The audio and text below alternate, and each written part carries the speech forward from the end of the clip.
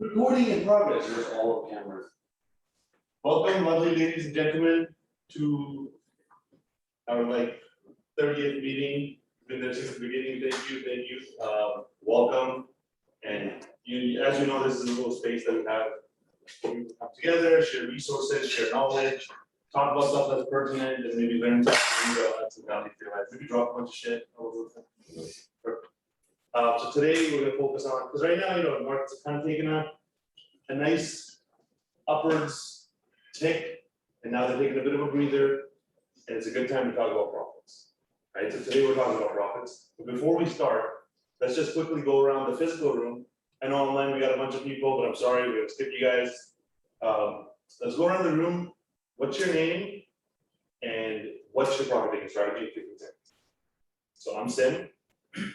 My profit taking strategy is literally written down on a piece of paper exactly to the point of targets that I have set, and I just hit them as I go. And then there's a second profit taking strategy for when things go parabolic at the projected end of the bull run. I'll be taking a percentage-based strategy and we'll discuss it. Hi, President. Something actually is mostly to start with markets when it's the starting of power curve, and I want to measure that thanks to the lesson of analytics and try to. I say that when I would be 80 to 85% of what would be the top, I would start to take a rate. I mean, what I consider really top thanks to indicators. Yeah, nobody's gonna know the top, around the 85% mark, we'll start to take profits. Nicole and I tried this extensive, instead of in Perfect. Sorry,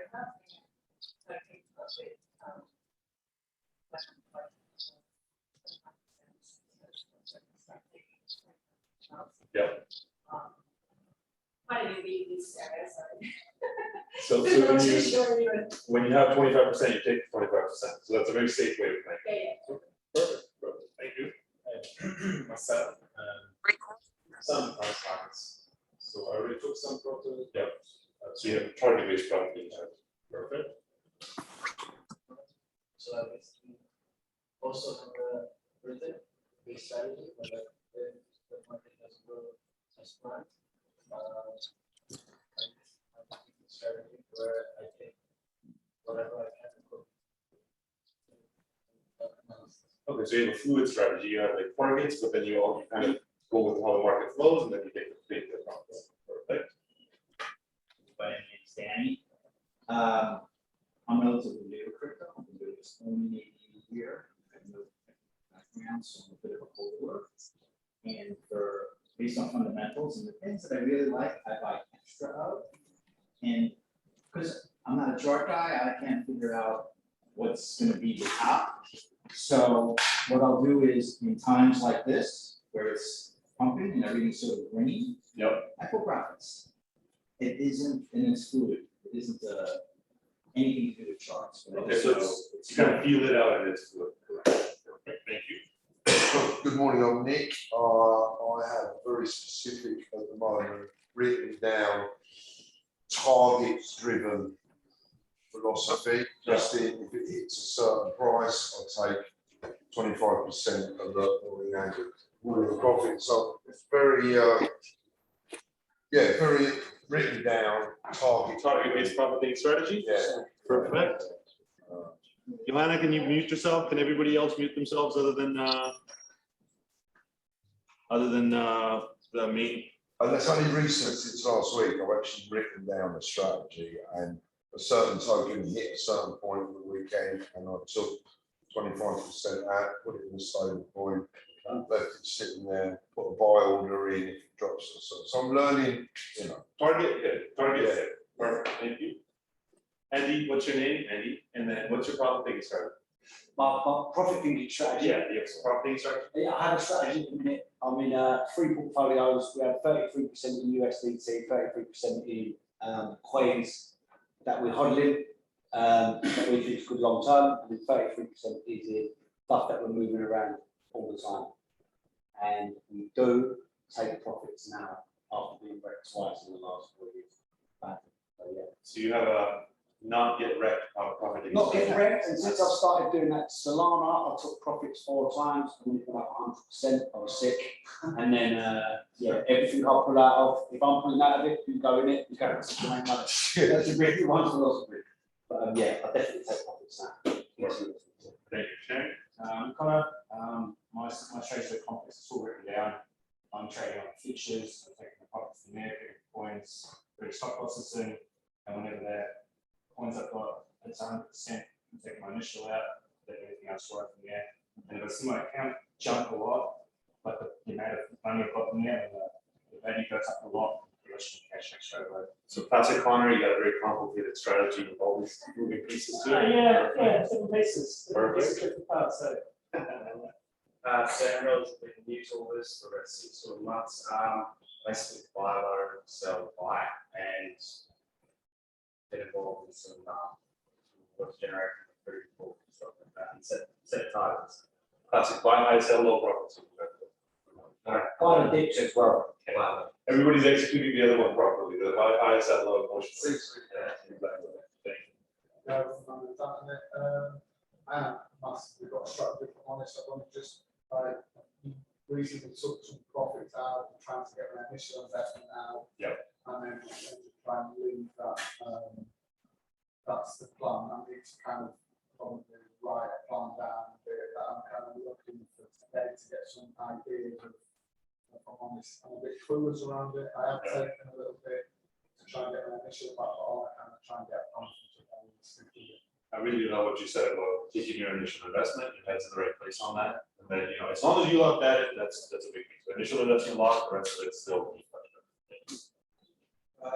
Yeah, not really too sure about that strategy. If I'm honest, I was watching my Bitcoin story. I want to cash out 25-50% right from the zone, because I'm saving something. Yep. And then I want to be sitting in a saving coins, so I can go back and after that. Perfect. So it's build the works. I'm sold. Like once basic. Perfect.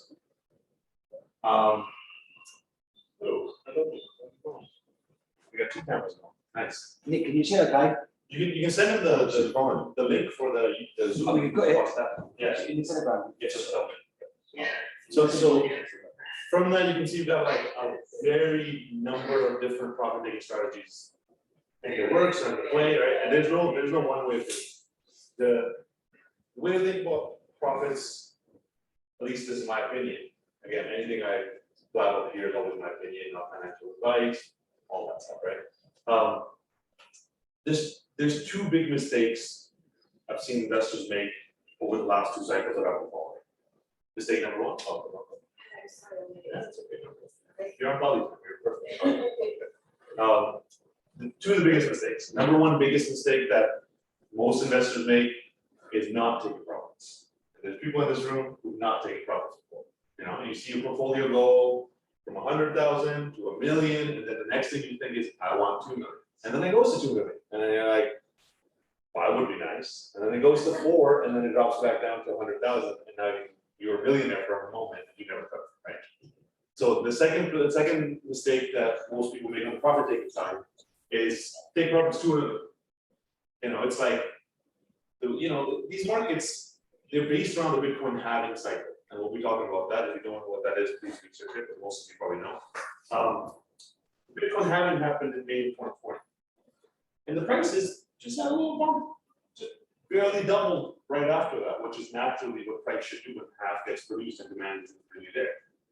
Then for the next year and a half, over a year and a half, about a year and a half, the prices kind of just trend sideways. And they go up a little bit and they take a bit of a dip. And they go up a little bit and take a bit of a dip. When you're in the middle of it, it feels massive. It's like, oh, we went from 3,000 to 60,000, and now we went back down to 30,000. Oh my God, we just lost 50% of our portfolio, right? First of all, if you were there from the 3,000 to 60,000, you didn't take any profit, you 20x your money. What are you doing, right? Like, those are ridiculous numbers to get to. So at least think about how much you're investing, how much risk you're taking, and once you've made enough, don't be afraid to take your profits, right? But the way these markets have performed in the past is you'll see this kind of sideways action and these little waves being made with these little dips. The dip we just had is gonna look like a little tiny blip on the radar once we're done with it. But the last little bit is where it just goes parabolic. It goes, that's when they release news to the media. They release news on the mainstream media saying, telling all our grandparents, hey, you guys should all put your life savings into it. Let's look at how much money your kids are making. At that point, they FOMO in, and the whales and the powers that be offload onto them, and that FOMO rush at the end causes the price to go parabolic, right? So the first investor just went through that parabolic rise and let it drop and didn't take profits. The second guy didn't even wait until that point, took all the profits early, and then completely missed out on that whole opportunity. So where I like to start thinking about my profit taking strategy is, how greedy am I?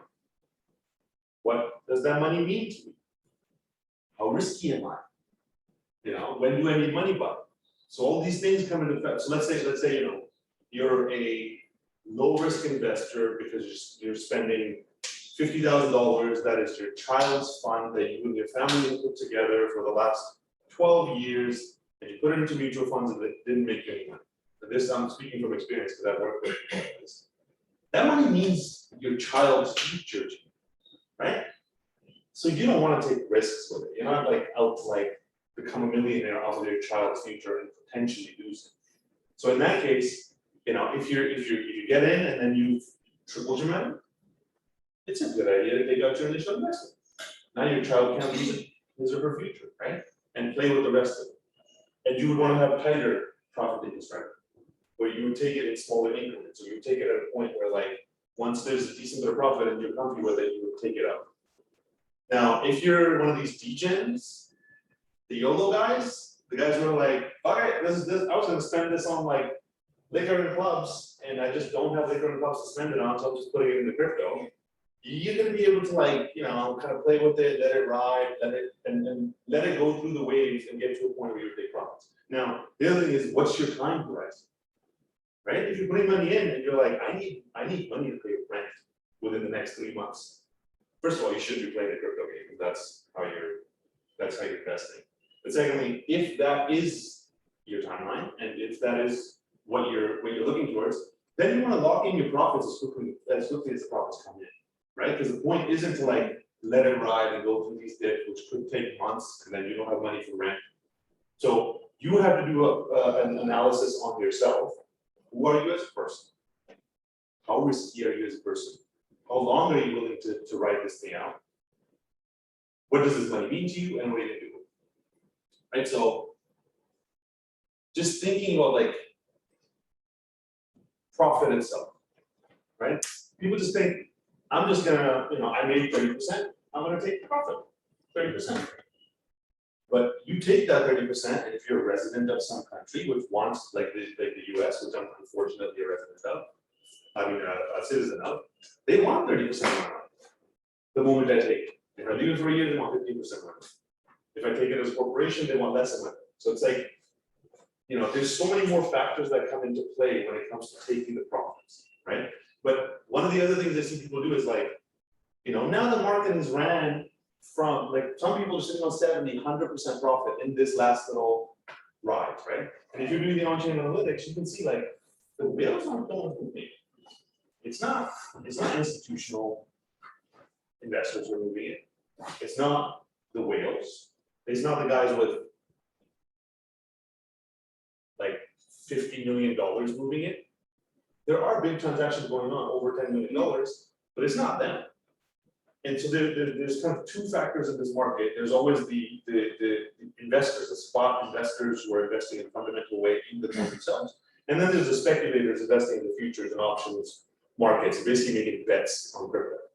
Right? When the fundamental investors are not moving the market, you can almost certainly rely on the fact that it's the speculative investors that are moving the market. So what that means is, you know, they made it just kind of run straight up with this last little bit. And all of us got like super happy, like, okay, good times are back, we're good. I'm just gonna ride this train back now. But it's really likely that things are gonna take a dip again, because that's what they would want to do. They want to lull you into the comfort of seeing your profit go up. And then, like logically speaking, the next thing that has to do in a healthy market is it has to have a correction, like we're having right now. This, I don't know how deep this correction is gonna go, but you know, it ran pretty much straight up and then it's taking a bit of a break, right? And then once it takes that little break, it might go upwards, it might go downwards. So now these are the kind of times where you have to think like, okay, well, I'm sitting on 70%. You know, what do I do with it? Maybe you're one of those YOLO greedy people where you're like 70%, nah, that's not enough, like later. I want more, right? Maybe you're the fund investor where you're like, okay, this is more than enough money, I'm gonna lock it in and put it on the side. And when you're thinking about taking profits, like one of the big things people think is like, if I take this money out of the market, what if it runs further? Right? What if it keeps running like you was? What if it runs 100% beyond that? Yeah, that sucks. So, but what if it takes a dip and you have no liquidity on the sideline? You can never get 100% right. Yeah, if you're trying to call tops, you're already making the biggest, right? You're playing the game wrong. Like the 80-85% thing, I love that. Because like, you know, when you start to see the market go parabolic, which it will go parabolic in a way where we'll have these meetings, we'll be like, holy fucking shit, did you see what happened the last week? Like it's been insane, right? That should be a signal to you like, okay, well, everybody's getting excited about how the price is coming up. What do you think the next thing the smart money is doing? They're gonna take your money, they're gonna run with it, right? The trick is, and we've looked at this in the psychology piece, and we'll be doing it again, but the trick is, when times are good, they want you to FOMO in, right? And they're gonna get you to FOMO in at the point when they should be FOMOing into it. And then when times get bad, they're gonna terrify you because you think you're sitting on losses, right? And what you should be doing is, in that moment, you should have staples on the sidelines so you can actually move into the market. And then when things go up and everybody else gets excited about how much money they're sitting on, you should be taking them, right? And that's why only about 10% of the market does that. Now, I don't do that. My time horizon is years. I know the level that I'm playing at. Like I took profits after 7 months. Invested last year in the biggest way, put my entire net worth into it, and I just let it ride. And I didn't have the regression. I was like, it doesn't matter, I don't care. And then my strategy said, once I have 500% returns, I'm gonna take 50% of my profits. And then things stabilized a bit, and all the market side for on-chain analytics, everything was screaming, hey, something's going on. Smart money's selling in the background. So I was like, okay, well, my target's been hit. I said I'm gonna take 50%. Smart money's selling. For all of that aside, I just followed my strategy and I took 50% profits. And right after taking those profits, we had this big hit. And then I had to go back and buy in and all the exchanges crashed. All the exchanges were having technical difficulties, which is another reason you shouldn't keep your money on any of these exchanges. You should have it held with you so you can actually reinvest it in the market. Tim, what would you have done if you hadn't hit your targets? Would that have been a? I would have just hung out, went to the beach, you know, spent time with my girlfriend. But if the on-chain analytics and all the smart money is telling you something's going on there, would that not supersede your strategy? So for me, I have a very deep view on the market. I'm living it. I'm constantly following these things. I'm spending 8 to 10 hours a day watching it, right? Not watching the price action, but watching the whole market and macro system. So if all the on-chain analytics was screaming at me that, hey, I have 400% profit and sell. Tax president. Yeah, and market cycle literally was like market's changing, and then it said flood diamond on the daily, like alert, something's coming. So all those things together, yes, I would have sold it. But luckily, I had a plan from the beginning, and like I kind of felt it out because I was like, okay, well, according to previous cycles, how far should this cycle go? At what point would I hit 500%? How much profit would I be comfy with? And I like the 50-50 because it's like 50's in, 50's out. If it goes up, 50 goes up. Sim, I've been talking to a few traders lately, and they seem to be having a lot of success and a lot better standard of life. So what they do, they're just completely 90% in stables. Yeah. And they don't get involved in the market, don't even look at it. They're living a much happier life than what the rest of us crypto people have got everything in it, got a lot in it. They wait for the dips and then they just put a percentage of that in when it dips. If it goes back up, they take profits. If it drops and drops again, they put a bit more in, drops again, they put a bit more in, goes back up, they'll take profits as well. And they're only getting involved. They'll have a bit of BTC, some ETH, Link, DOT. Right, so being a trader is a whole different ballgame. The return is much less than futures holders. Yeah, like hedge funds hedge funds' own numbers came out, multi-billion-dollar hedge funds with multi-billion-dollar teams with the smartest quants and the smartest everything. Their own numbers say, when they have a day trading strategy, 87% returns. When they have a swing trading strategy, 219% returns. When they themselves just hold Bitcoins, 294%. Now, for the year and a half that we're talking about, from let's say May 2020, when the Bitcoin halving happens, until probably a few months from now, the trader is gonna beat them. Trader's gonna they're gonna crush the investors. But at that last little bit, that hockey stick, the investors are gonna crush the traders. And all the investor did was literally put it into break points, literally didn't touch it, just held it and sold it up on the way up to the peak, right? So it's, and I mean, okay, wait. So if it's somebody, if it's a trader who's like leveraging 10x and 50x and he's like taking insane amounts of risk, then yeah, they might outperform you. But that's like 1%, maybe 2% of traders. Only 5% of traders actually make money. 95% of traders lose money to those 5%, right? So yeah, if the guys who are doing it right, they live in the good life. But the amount of effort and time and energy it takes to execute that properly and to control your emotions and then have the probability that you're gonna beat the hodler, it's like somebody who bought $50 of Bitcoin back in 2010, which was 0.8 of a penny. I did this calculation a little while back, I don't know where it's at now, but it was $357 million today. The guy who just held it, he never even sold it in the piece. He just sat on it. Some kid just clicked a program to start mining it in the background of him playing video games, and he's sitting on way more money than we can fathom just because he just held it, right? I'm not saying just hold it. I'm not saying just hold it all throughout the day. This is where you have to determine where you are, right? Sorry, Yeah. So hopefully through this I can learn, because what you're saying is that there is clear indicators Yeah. that would sound. This is sort of, why the on-chain analysis that he's going to be doing, Yeah, that for me is the most important yeah, thing. it's to have that identifying, clear knowing these 7 or 8 indicators, red flags, something's happening, we can, see, this is, I don't know what I'm looking at there. Do you know So what I mean? that's where, that's what we're doing now with Blockwave, with paid groups. We're Yeah, bringing together all these resources. And the way to look at it is like, everybody's just watching the price action. yeah. I'm You're just watching the chart's price action. You're falling prey to the game. Yeah, I The mean, game is to make you watch the price action. Oh my God, I made money. Oh my God, I lost money. Yeah. Oh my God, when you make money, you're happy, you're spending money. When you're that is me, sad, you go home and cry. that's me, I cry in my pillow, I cuddle my elephant, That's I it. weep. Why are you on the roller coaster? It's like I bought a brick of gold, right? I bought a brick of gold for $2,000. It's a brick of gold. Yeah. Right? It goes down to $1,700. It's still a brick of gold. Yeah. It goes up to $2,200. It's still a brick of gold. Right. It won't turn back into money, which I mean, like the number of dollars we talk about, that's not money, that's just fake paper, like it's worthless shit. It literally grows on trees. What we call money, we say money doesn't grow on trees. No, it's literally growing on and made of trees. Think about that, Jose. Don't try to make more trees. Right. I can give you a tree, you chop one down, but turn it into more gold. When you have that brick of gold, I'm not worried about the price of the brick of gold going up and going down. It's gold. I know the value is in the gold, right? When I sell the gold and I turn it back and I want to pull that value back out of my asset, and I want to make in the end you want to turn it into quality of life. Is the only thing wrong, right?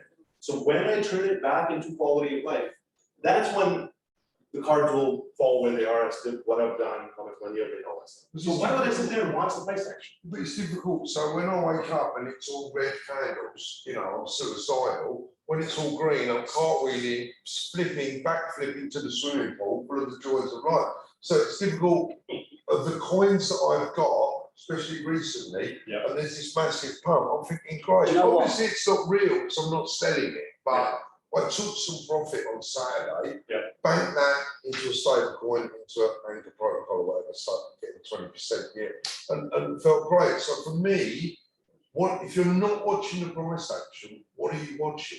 So it's a great This is question. what I want. I'm really- Great question. You watch it with the big scale and with the analytics. Yeah, I need to know So- what I'm so looking think at about this. now. Think about this. Like, first of all, are you a trader? In which case you gotta watch that price action like nobody's business. I'm not a I'm trading trader. the price action, right? Most of us aren't traders, thankfully. Like, I traded for a bit and I was like, I'll shoot myself within 6 months if I keep doing this. I'm not a robot, I can't keep doing it, right? So we're investors. As an investor, like think about this, when you're investing in Google and you're investing in Amazon or you're investing in Uber, do you just sit there and watch the price action of No, them? That's the dumbest thing an investor do. Investors zoom out and they go, okay, this is a company. This is providing value to society. What are they doing?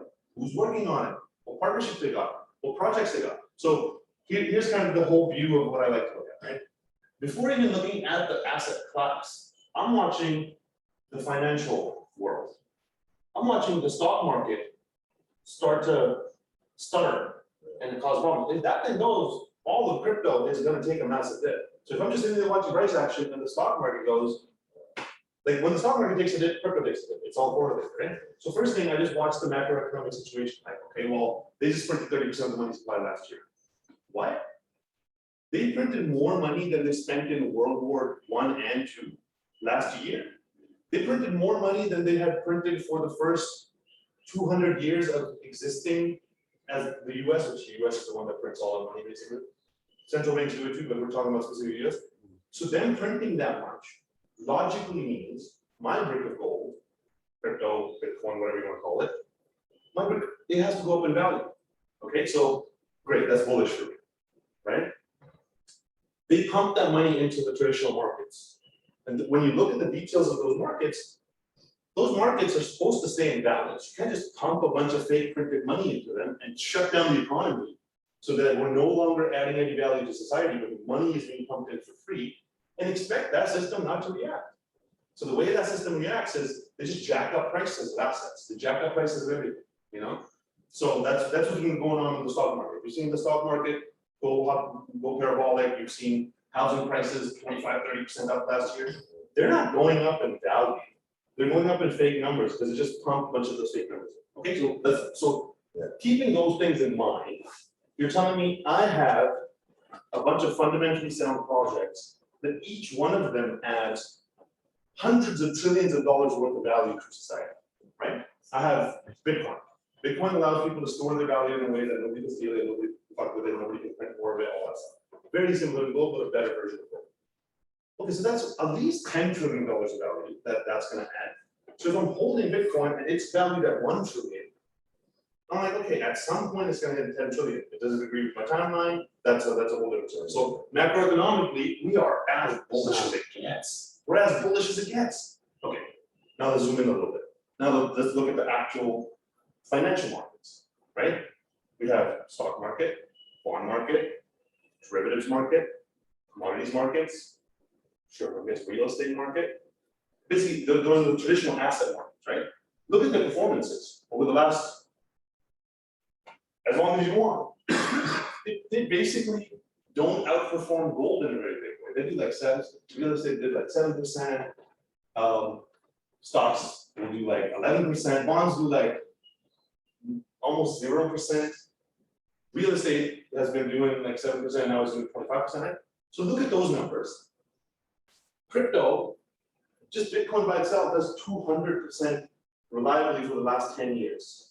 200%, that means you're doubling your money every year. That means first year you have $100,000, then you have 200,000, 4, 600,000, or 800,000, 1.6 million, 3.2 million, 6.4 million, 12.8 million, 25.6 million, 51.2 million. In 10 years, your 100,000 turns into $51 million if you just don't touch it. That kind of performance, do you think these geniuses who run all the money in the world are gonna let that kind of performance go? So, okay, so now keeping these things in mind, what do you think crypto's gonna do? I didn't even look at the price action, I didn't even look at the on-chain analytics, I didn't look at any of it. What do you think crypto's gonna do within the next 10 years, let's say? no. Yeah, because this is the next stage of the internet. Don't forget, this is the next stage of the internet. First they gave us the internet and said, here's your freedom. We said yes. Then they said, oops, sorry, give us that freedom back, but you get to keep the internet. We're like, oh, I agree. I just said, I agree. I agree, you didn't agree. Then they're like, oh, sorry, we want humans completely out of the internet. We want you all removed from the internet, you gotta fucking it up. We want you out of money, we want you out of banking, we want you to have everything, we want just computer networks, we wanna build the Skynet and jack you into it.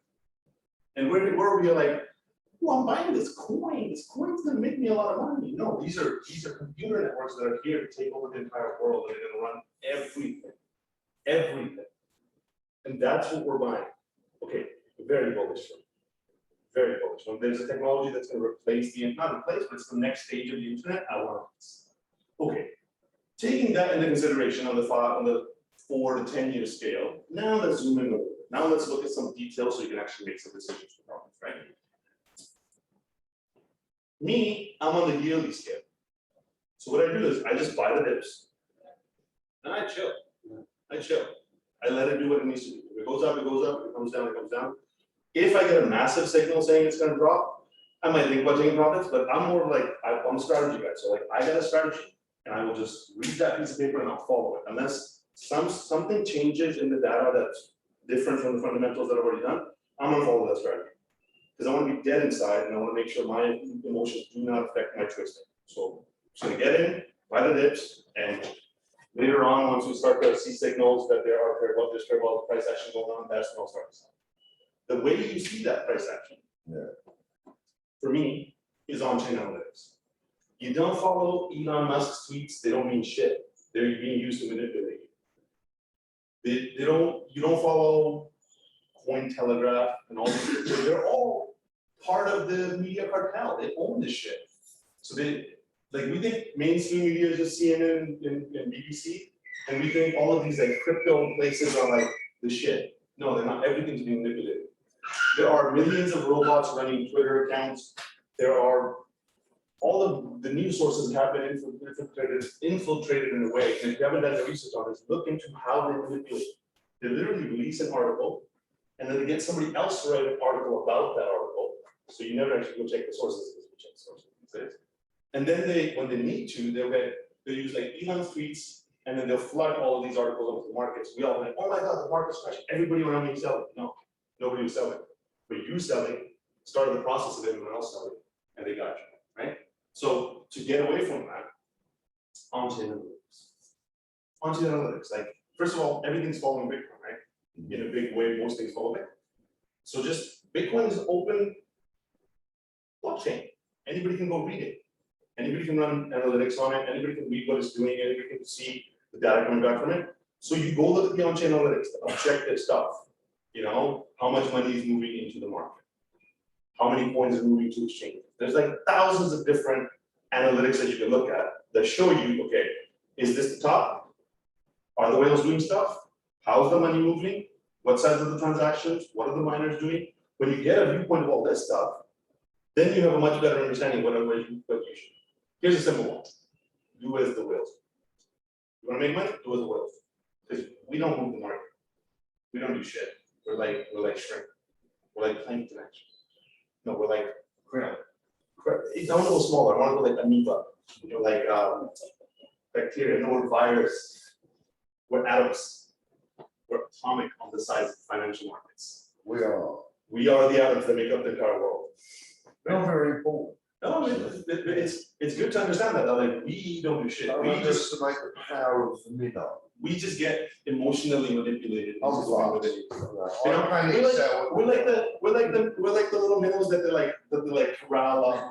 Yeah, and then a bunch of sharks go around us just taking. Do you have any bites. stables? Huh? Any stables? Yeah. I'm learning. I'm learning. I've got a stable. So I've got a stable. if you follow what the whales do, you will be already at a step ahead. You'll be able to see what they're doing, and they have to do it months ahead of time. You know how they take profits? You know what they did this last time? They ran up from last year, because it's smart money, they start buying it early. From last year until about April, they ran the market up. And we were sitting on the sidelines like, well, I hope somebody makes the prices go green so I can start to believe in it, so I can buy it. You know, so they did. They went prices up. They went up to like 10, 15 grand out though. Next time I'll actually have the laptop hooked up so I can show you all the stats. But like they drove the prices up, and then we all FOMO'd it. We were like, I want some. They're like, oh, you want some? There you go. Here it is, 30,000, 40,000, 50,000, 60,000. And then during that process, they're offloading hundreds of billions of dollars of assets. Because they got, they need a lot of minnows to be able to offload that much profit. They weren't waiting for the peak, they weren't waiting for the top, they had double, triple, quadruple their money. For them, this is $400 billion. So when they need to sell $400 billion of assets to you, it takes them months. So they throw the prices up, release news to all the media, like Bitcoin's killing it, Guggenheim's like, it's going 400,000. Everybody starts to sing the praises of it. And then they started to offload it all to all of us while we were FOMOing it. We FOMOed in, then it took about 3 months. 3 months to offload it to us. And you can see the whale numbers just dropping slowly. Institutional numbers dropping slowly. They offloaded it to us completely. And then they're like, everything's ready? All right. As soon as Elon's tweet comes out, we know we told him, we've applied some investor pressure to say, how dare you invest in something that's not green? We won't invest in it. And we know now he's going to announce that he doesn't support Bitcoin. As soon as that comes out, dump a bunch of shorts on the markets. Anybody who's watching these markets can understand that make a bunch of bets that the price is going to go there. Dump $2 billion of shorts. So, okay, I took $100 billion and I turned it into $400 billion and I sold it to you. Now I have $400 billion of cash. Now I take $2 billion and I put in bets saying the market's going to go down. The market does. As I put in the bets, I make more than the $2 billion. I might make $4, $8, $10, $12 billion from the market going down. But that $2 billion dip causes a cascade of shorts to get orders to get filled, and then 12, 13, $15 billion gets wiped off the market. We, the minnows, see that happening, and we go, Elon's crashing the market. Get out. Get out. So everybody's getting out. It's like, no, nobody was getting out until you start getting out. And you started panic selling and running into it, right? So now we've done that. We did that. We dropped the prices down. The long-term holders, the crypto heads, we know how this game is played. We were just like, oh, that's funny. Prices are going up. How much money do I have? How much stables do I have to put it in? We bought back in. Now the whales aren't going back up. It's not the whales driving the market. There's some big purchases going on, but it's not actually the institutional great people that are driving the market up.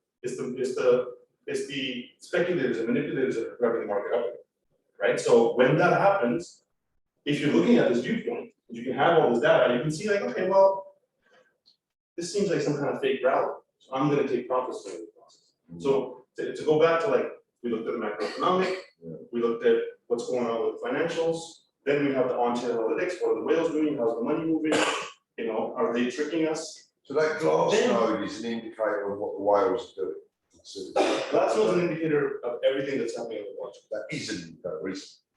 It is a set of indicators that indicate different angles on what's going on in the market. It does it on Bitcoin, it does it on. A bunch of them. It doesn't do it on all of them, but you can really infer a lot because the market kind of moves in tandem, especially because it's hooked up on. So one of the other ways that the whales are making profits is through high frequency trading and quants. They have computers that hook up all the different cryptos together. So when one goes down, the computers high frequency within like microseconds, they make the prices of the rest of them go down, right? So when you're in that game, we don't have computers, we got to go to sleep, we don't have teams. Sorry, Sim. So with the Glassnode, Elliptic, chain analysis, the companies that read that, will it also read the longs in the market? So let's just say, for instance, all of the whales before, all the 10,000 wallet holders that are really high, they all disappear in that. Yeah. Or the numbers are really low. But will Glassnode detect how many longs are going into the market on Binance, Kraken, FTX, all of these trading platforms? It will recognise that as well. Yeah, because that data is made public. You can read the order books and run analytics on how much open interest there is in which exchanges, How much leverage? leverage and what ranges, all that stuff. So that's where this gets supremely complex.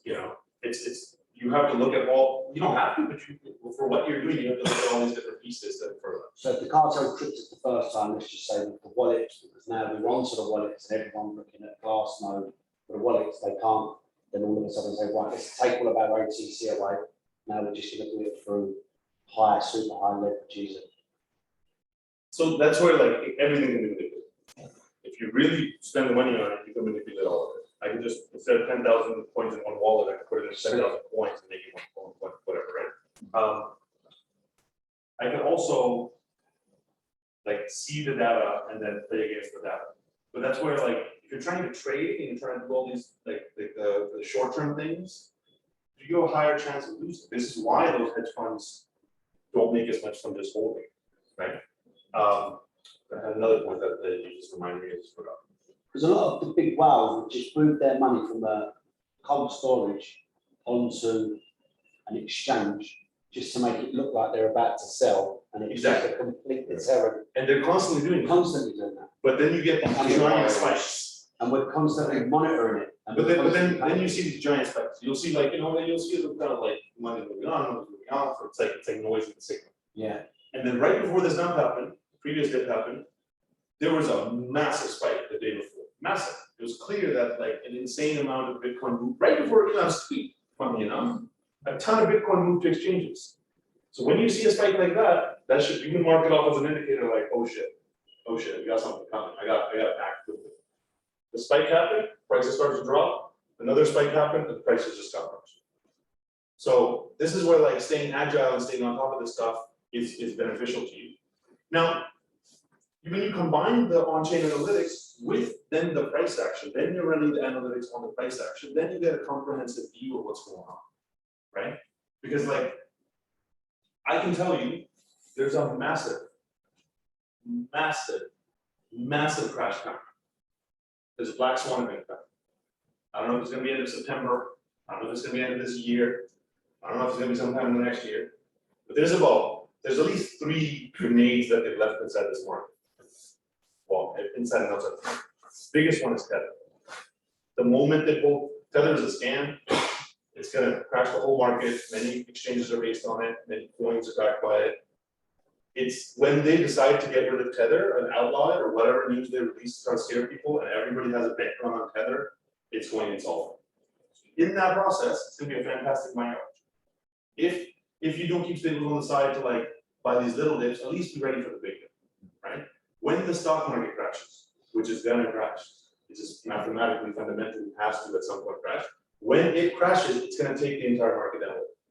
Again, if you're a long-term holder, it's gonna take it down, and then crypto's gonna bring itself back up, because all that money is gonna be released from the stock market. It's gonna come back to the crypto market. It's better trade basically. But in that dip, if you are one of the guys with the stable sitting on the sidelines, you're gonna be a happy cookie. You're gonna be so ready for that process. So when you're taking profit, think about that. Like, how long are you in it for? Do you wanna take advantage of these dips and have something on the sidelines so you can take advantage of it? Because if you're constantly just looking at like, okay, if I take some profit out of the market, I might miss this little growth. You know, but when the dip happens, you could have bought 3, 4, 5 times as much because the dip happened at the I time. mean, an example on Saturday, so I had a token hitting a certain point and hit $20 and I sold 200 or whatever. It's continued going up, 23, 24, 25. But I felt fine. I didn't think, oh, I've missed out, because I took it, banked it, put it in a stable, and where my portfolio dropped 4 grand, where the total continued going up, that's back in my portfolio now. So Yeah, nobody ever got poor by taking profits. exactly, I'm going to miss out, it's going to keep going, and all that. Nobody went broke. So I taking felt profits. fine with that. It's a It's- good move. Yeah, but it's also, that's where the psychology comes in. That's where the lead comes. Because the person's like, what if I leave those 2 in there? What would make twice? I And then missed what- out on a and then- couple of grand. and then what you're teaching your psychology is, that's what I do, Yeah. right? And then you spend a year and a half teaching your psychology, what I do is when I see profit, I want more. I raise my level, right? When that hockey stick comes and it goes bare wallet, that's what's gonna happen, you're gonna have more money. And then you know what you train yourself to do? Want more than what you already have. And the smart money has been training you. They've been training you. If you were here for the psychology, then you know how that works. They've been training you the whole time, right? For the last year and a half, they were mostly training us to be scared. They were training us to be scared. Like, you know, price is doing nothing, don't be scared, don't buy this shit. No, what's gonna do this is crypto, we don't know what it. Price is going up, you better have fear of missing out. Better have some more fear. Price is dropping, you better run. You know, and then so you either lose your money in that process, and you do the classic buy high, sell low strategy. So right? Which is they're psychologically tricking you into doing that. But once you've gone through a few, now you're gonna see this thing go up. Now you take a bit of a breath, maybe it goes up a little higher, then it drops again. And they're gonna scare you, and if you're the fearful type, you're gonna run again, you're gonna lose more money.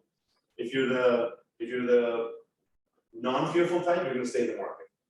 But once you've done that a few times, then they're training you on like, okay, you just hold, you just stay in the markets, you want more profit, you become greedy, and they're training you to be greedy. And then they're gonna feed that greedy. They train you to be greedy, and then the price goes up. You still don't sell it, the price goes up further. Then it drops again, still not scared, cool. Now you've taught your psychology. What I do is I just hold and I just never sell and I want more and more and more, right? But in all of this, you didn't have any data to look at. You didn't have anything objective that was telling you. You're just sitting at your house kind of figuring things out, and like, you don't even have something written down on a piece of paper, like, you know who achieves things? People who write down goals. I used to like watch all these like great You don't speakers. go and- mapping, you've got to have goals and targets. to follow. I would watch all these like great speakers and like wealthy people and successful people and speakers and stuff. And I'd be like, what's the secret? And they all like write down their goals. And I was like, tell me the real secret. Tell me the real secret. What's I can't do that. So I just write down my goals and then they happen. It's like, yeah, write down your goals and then go fucking do it. Right? So first thing you should understand yourself. They done a test 30 years ago. They went to all the top universities in the world, and they done a survey how many people write goals down and how many. So I think it's like 4 to 5% had like short, medium, long-term goals. They recorded it all and they went back and see them all of them years later. And the 5% that wrote down their goals dwarfed what they had compared to the other 95% of the people that went to. That's why 5% of the people in the world are wealthy and 95% of the people give money. I don't put it all down to goal setting, but when they done the, I can't remember the exact numbers, but it was incredible. May the 29th, 2020, I did my goal map. I looked at it every day. Paid 30 a Bitcoin crash. And, right in the middle, before I even had this idea, is that I own my own rehab in Bali, which is very successful. And guess what I do now? Yeah. You know what I mean? And that was just a dream. And I Oh, wrote all my goals. Okay, there's no smoking we're working on. And the loving, healthy relationship we're still working on, but you know what I mean? Oh, yeah. One goal at a time. So you. But it's goal mapping and planning, that's the point. You said 3 grenades that have to be. Yes. And so far you mentioned 2, the tenor And so and the stock market, which was the third grenade. What are what's the likelihood of these 3 grenades going off 3 different stages? 100%. We have like 3 different. I wouldn't waste all my grenades on one explosion. Yeah. I would want to really blow your grenades. I'd hit you with one. If you survive, I'd hit you with the second one. If you survive, I'd hit you with the third one. If you make it through that, then I stop. I So have what's business. the third one, regulations? See, you know what, like, when I was trying to buy USDT in the last crash, I was trying to send it to some exchanges for like 95 cents, which is like 5% under. Do you think if Tether goes under and you are holding any sort of coins, Yeah. and you try and go into stables, that the stable price will crash as well? So this is where UST is really vulnerable to that. UST is vulnerable to losing its peg. This is where when you turn your profits into a stable coin, you have to make sure that that stable coin has enough liquidity, has enough money sitting inside of it, so it can service the use case in case volatility happens, which means when it drops, there's enough money sitting there so they can actually give it out to people. And then they have the way it's set up, they can feed in more liquidity into it as they wish, right? Quicker. Like some of them don't do that. Some of them, like, that's why these stable coins keep losing their pegs. So once they crash the economy, there won't be a stable coin, we'll have it stable to like whatever Bitcoin. Well, so Or Satoshi. they themselves have created US dollar circle, USDC, USD coin. And what I'm saying, is once the dollar's made redundant 10, 15, 20 years. Yeah, that's like 20, 30 years down the road. Like they're first they're gonna hyperinflate it. First like again, this is according to my research. First the plan, so here's how I take all of your wealth, okay? Because you think keeping it in a bank account safe, and you think keeping it in houses is safe, here's how I take all of it, okay? First, I print a bunch of money and I flood the market with it, right? That jacks up the prices, reduces the value of each dollar. So even if you have $100,000, if you have $100,000 sitting in the bank account from last year, you lost $30,000 last year. You're about to lose 30,000, about 20-something thousand this year. So you lost $50,000, they just took $50,000 from you. And they're gonna do that over the next 10 years. Well, the next 10 years, they're gonna take 90% of the value that's taken by taking it through hyperinflation, right? Okay, so I've taken all that money. I shut down the economy, so your business doesn't run. You can't pay for your house, can't pay for your mortgage. And jack up the property taxes on under the guise of ESG and environmentally, because you're ruining the economy by owning stuff. If you can't pay for your business will bankrupt, the bank takes it. If you can't pay for your house goes bankrupt, the bank takes it. When the businesses and houses that the bank has on its balance sheet are no longer assets, the bank goes bankrupt. So the investors in the bank take all of that. And that's why you will own nothing and you will be happy, right? Because they will own everything and they will be there, right? And this is the process of doing it. So now I've taken all the money from you, I've taken all of your assets, I've taken your job and I've given it to a guy in India first, and then I've eventually automated it to a point, so even that guy doesn't do that job anymore. So you have no means of generating prosperity. And in the meantime, you know what I did? I took my wealth and I put it into a different asset class on the side that inflates against all of that. You can't take it from me. You can't shut it down. You can't increase whatever you put some taxes on there, right? Just go, oh, you put taxes in this country? Sorry, it's now in this other country. Like, so they made the perfect wealth storage mechanism for themselves that infinitely inflates against all of this stuff happening. They're taking all your money and taking everything. So when you're thinking, I'm gonna take profits and I'm gonna turn I turned my $100,000 into $130,000 in a year. You know what you did? You made $0 of value. Because they took $30,000, remember? So taking profits and putting it back in fiat into a centralised bank, like for example in the UK, is pointless, isn't it? It's pointless, it's also pointless to sit in staples for a whole year, right? Like, money needs to work and more, right? The point of taking profits is so that it can make you more money, and it needs to perform better than 30% for you. And that's 30% just right now. When you look at the hyperinflation of currencies in the past, it goes 20, 25, 30, 40, 50, 70, 100, 200, 500, 1,000, 1,500% per in a year. So like, if you run that curve, in 10 years, we have 10 times as much money. At least 10 times as much money as we have today, even on the lowest part of that whole curve, right? So if you are thinking about things in dollars, you fucked up. You fucked up. You're thinking about things in trees, right? Stop trying to make more trees. Make more assets. Because here's how the wealthy take profits and turn it into more cash and turn it into more currency, okay?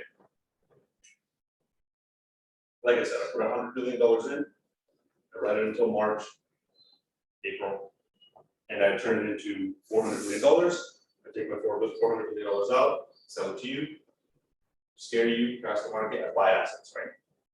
You just repeat this process to a point where, like, you get to Bitcoin, everything's crashed, everybody's run off. Now I'm sitting on whatever amount of assets I have. I need cash, I need money, I want to go buy a building. So then I just take those assets to a bank, and go, here's $100 billion of assets, let me borrow 20 billion against it. 20 billion is 7%. They'll probably get like 3%, 2%. Fine, 20 billion is 7%, which is a ridiculous interest rate. I take that 20 billion and I come back and I buy more crypto with it, the right month. And that crypto over the next 4 years will outperform. It'll at least do 100% in the worst case scenario, but reliably, even the worst ones will do 200%.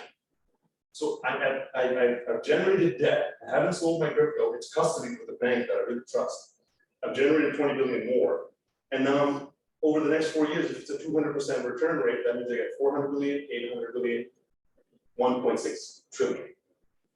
I borrowed, 20 billion, 40 billion, 80 billion, 160 billion. So I borrowed 20 billion, and in 4 years it turned into 160 billion without the market even doing what it does at the end of those 4 years.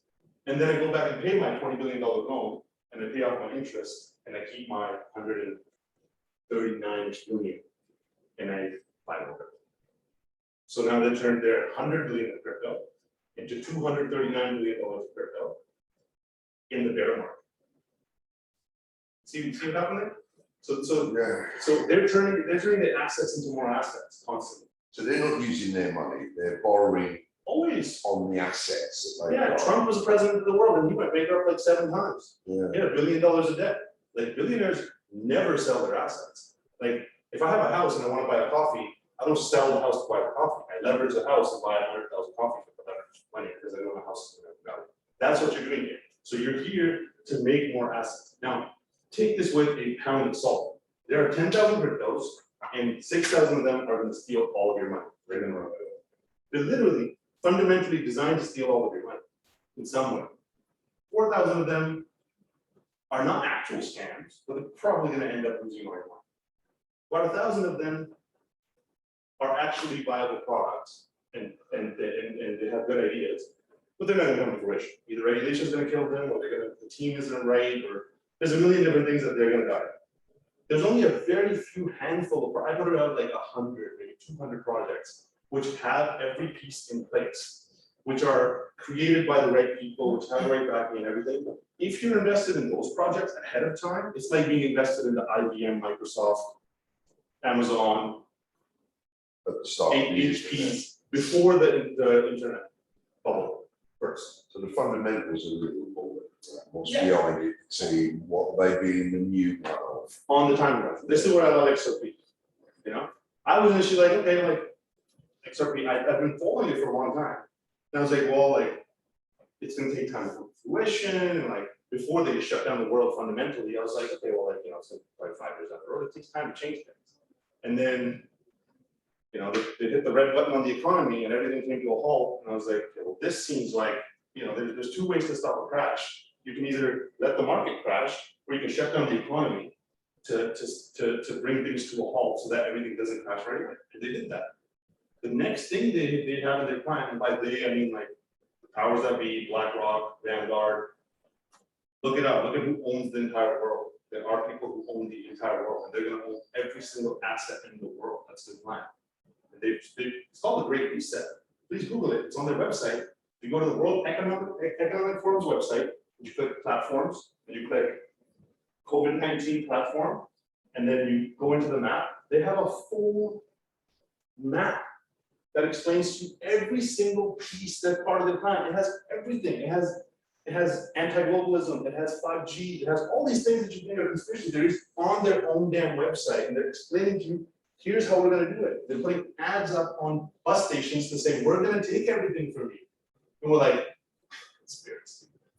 Vaccines are also on that website as well. Pardon? Vaccines are also on Of there. course, all of it's on there, right? So what we're doing here is not turning my money into more money and then I get really happy because I turned it into more. Not money, I'm gonna stop calling money. Turning fiat, fake money, non-existent, imaginary, backed by nothing money, backed by us money. And turning it into more imaginary fiat, which they're just printing through thin air, and no matter how much you're gonna make, 90% of it's gonna be gone within the next 10 years. And instead, your strategy should be something where you take profits and they have somewhere to go, where you're turning it into better performing assets. Does that make sense? Well, also, one thing you didn't quite mention, but I know you're tuned into, so who knows which coins are gonna win out, which tokens are gonna win out? Okay, so you know, okay. No, it's not that I know, but I'll make it.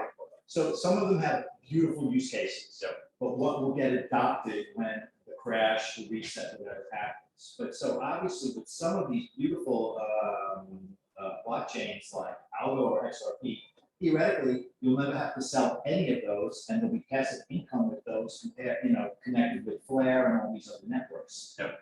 If they get adopted. So this is where it's not that complicated to figure out which one's gonna get adopted. First of all, just go read the documents of the guys who run the world. The guys who run the World Economic Forum, the IMF, the BIS, if you don't know these acronyms, get real familiar with these acronyms. Because these are the guys who determine what's gonna survive in the world. In their own documents, they have listed XLM. Like we even looked at a whole chart. There's Circle, there's XLM, there's XRP, there's Algorand, Aave, XDC. It's because it's made by here's a news slide. The entire world is run by cartels. The entire world is run by cartels. There's the banking cartels, money cartels, actual cartels in some places. And here we have the Indonesian government cartel / cartels. The entire world is run by cartels. if you just follow what those cartels are doing, like the banking cartel, they tell you what they're gonna do ahead of time, because they have to plan for, they've been planning for this banking system reset since 2004. And in 1988, they released an article saying they would do this, they would release the currency 30 years later. And almost like clockwork, exactly 30 years later, Bitcoin pops into the onto the scene. Who does, sorry? Bitcoin. But actually what Bitcoin is, it was just a beta test. It's just a beta test. What Bitcoin is they literally just hooked up a bunch of computers together into a blockchain, put the very, very basic fundamental blockchain onto it to say, they're connected together, they're cryptographically secure, and it has two properties. It 21 million will ever exist, and half get produced every 4 days. Those are the two main properties that you need to observe. That's it. And then they released it. And they gave it to us. And then they were like, let's see if the club's like, you know, and then they fed it to us and we love it. And it's our source of freedom. No, it's just the computer's turning on. It's like when they hooked up the internet together and flipped it on and they put an email onto it, and we were like, so is the internet this like A with a circle around it? Is that what the internet is? The A with the circle thing? Email. Yeah, like that A with the circle turned into global domination. Global domination in such a fundamental way that I can single-handedly, with the tip of my thumb, do what multi-million-dollar teams used to do. And it didn't take that long. And they give us fucking magic. Like this thing's absolute magic. So now what you're doing is you're getting into the next stage of that. You're getting into the next stage of that. So when you're investing, first of all, think about what is this the new of? What is this the new of? You know, Bitcoin is the new version of gold. It's a better version of gold. Ethereum is a new version of an internet. It's a bunch of computers hooked up together that I can program using a programming language that allows cross communications. XRP is the new backbone of it's a new rail that, right? New SWIFT system. It's even better than SWIFT, but yeah, that's like. SWIFT's outdated international money transfers. That's the rail, that's one of the rails that most of the money in the world flows. And the Simpsons predicted it. They predicted it. 5 times it was in the Simpsons. Crazy. Not that, listen. No, this is a very. That's sort of based on my. This is a very good signal. Simpsons, this is the best signal. You run analytics on Simpsons. Have they done that? They have done that, though, no? Of course. But the Trump coming down the escalators. I think Trump did that because of the Simpsons. It would like, it would just make so much, the people behind Trump, they're like, dude, you know what would be the funniest thing ever? You do this, go to escalator. They certainly didn't meet up with the Iranian president and a couple of others, and when they had that famous picture. With the globe and the hand. Yeah, and they all put their hands in, but that was. It's all a show. This whole thing is a video game. This entire life that we live, it's an actual physical 3D manifested video game. If you take in psychedelics, you know that. So don't get too caught up in the video game. Like the point is for us to go live life out here, right? Like, so going back to taking profits, have a plan. Like, what kind of life do I want to live? What's my plan as far as, you know, how long am I in crypto? Make sure you pick the cryptos that are built by the cartels. Best way to make sure. So to answer your question, which ones are built by the cartels? Yeah. If you buy these and lose all your money, it's not my fault. Okay. Okay. If you continue past this was part of the recording, you accept these terms. Bitcoin, Ethereum, Cardano, Chainlink, Aave, Synthetics, XRP, XLM, XDC, Algorand, VeChain, Quant. Not Polkadot. Polkadot is like partial. I'm not, there's been people backing it, so it'll probably fall somewhere along the line. Those are just the ones that have done the research on. Like, there's a lot more that they've created that they're gonna bring along. Right? Yeah. I haven't done my fundamentals. I don't know what. Yeah. And it takes a lot of work to like do it. So, like, I'm not planning on doing any more research. It's already taken over my life, and I got like that's all. So even just okay, so now you've understood the bigger picture, right? There's money flooding into the system. These numbers are going to keep going up. If you look So at what I'm hearing is write a strategy, have a profit taking strategy, whatever it is, whatever it is. That's what I'm Exactly. leaning for. So let me tell you my profit. Would you say it's down to two? No, I never take your money, I keep the money with you and then we make it a profit. So would you say it's down to two separate people of profit taking? The person who's got more than they should have in crypto, and then the person who has only got a comfortable amount, but they ain't got to keep looking at it. Because at one point I had everything, barring some properties and nice, so I had things, didn't have no money in the bank. I had it all in crypto. When it was all in crypto, not stable coins, it was like just like you was. Yeah. The minute I put 33% of that into stable coins, I was a lot more happy. Felt Then bad. there's other people that go, oh, I've got money in the bank, I've got money in bonds, I've got money in this, I've Yeah, got a little bit of money in crypto. They can afford to hold it, they don't need to have money in stable But coins. here's the thing, yeah. you don't have money with the bank. I don't. See, this No, no, is about. Nobody in this room has money in their bank. The bank has money, and they don't even have the money in their bank, you know? It's a Ponzi. So there's something called a bank bail-in. Do the research on your own bank and see if they have this regulation put in, which they probably do, right around 2016, saying it's called a bank bail-in, which means they'll first try to go for a bail-out from the government. When the government doesn't bail them out, they will bail themselves in by taking all of the funds from the investors or from the The customers. account holders, The account giving them shares in the Yeah, bank. and if you think you're secured by FDIC or whichever one of these corporations, go look at their balance sheets. Look at how much money they're holding. If everybody gets liquidated, they don't have enough money, they go insolvent. Bankruptcy is very easy. Because we're brought up and brainwashed to believe, I don't know about brainwashed, but the No, you are. money in my You are. Santander You are. account is my safety net.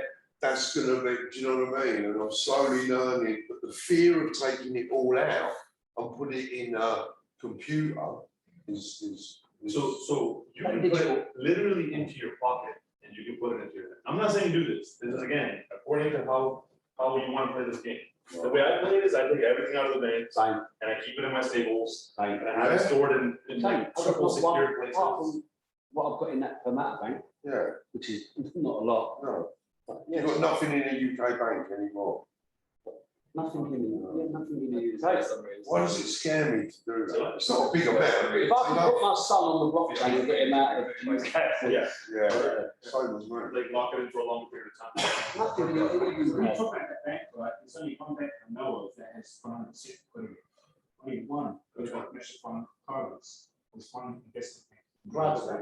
Yeah, program. Yeah, so. No, that's it, only one. Which bank Which one? The Santander is so It's rich. Of Cards. is it? course it is. It's a bank we don't have access to. Yeah, it's complete, It's not very hard. But see, like someone tell you, if one of these banks do go down, there'll be a run on so many banks, you ain't gonna be able to go and go, like, let's just say, for instance, Barclays or HSBC, networks go down. You're not gonna be able to go to Santander and transfer your money there straight away, because there'll be such a mad run on the banks. It's only- You just can't. And that is asking for $100,000 in cash, they'd be like, we don't have $100,000, give me cash. So multiple people I work with. You can't go into the bank in the UK and get £5,000 out. It's like, they fill out a form, why do you want it? Ooh, you know, you're not allowed to walk out, you're not. If you've got money in Santander, trust me, I'm an offline ledger. Put it into USD. We'll meet and speak about that. But you gotta make sure you have a bank that's backed well enough. Like Chase and Citi and HSBC, Ledger. those are the three biggest banks in the world. They have the most amount of money in the world. They're the ones who run the world. They're the ones who can shut down the banking system along with BlackRock. Yeah. So if you have those, I mean, great. But those three are still based on fractional reserve. They are, but like, they themselves are not gonna crash themselves. They're gonna get bailed out. Before they do the bail-in, they're gonna get bailed out, right? And most of the wealthy people's money is sitting in with those banks. They're the ones who have the biggest liquidity pools that, so the way money moved up until now was like, you know, Chase would have $100 billion sitting with this, not 100 billion, like billions of dollars sitting with this bank, billions of dollars sitting with this bank. And all across the world, they have these pools. So when you want to send money, Chase would, you know, a partner bank would send it to Chase, or a partner bank would send it to a partner bank, that partner bank sends it to Chase. Chase puts, you know, the $1 million you want to move into this liquidity pool, not even into the pool, but like effectively releases it from the other side of the pool, and then they have these giant pools sitting around doing nothing.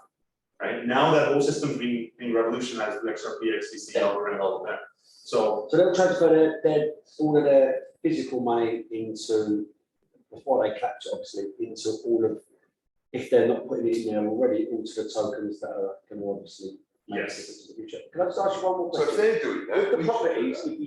if you don't own your property outright, so Yeah. for instance, my friends have got a lot of mortgages back home. Once they collapse the economy, if they've got any loans against their properties, they'll just come and seize their properties. But if you're a little bit off grid, you own your own property outright, Even if you own your own property, how will they take that? property taxes. You don't have a job, you don't have a business, right? Okay, They wanna you're ruining the economy, and raise the you're interest. ruining the economy.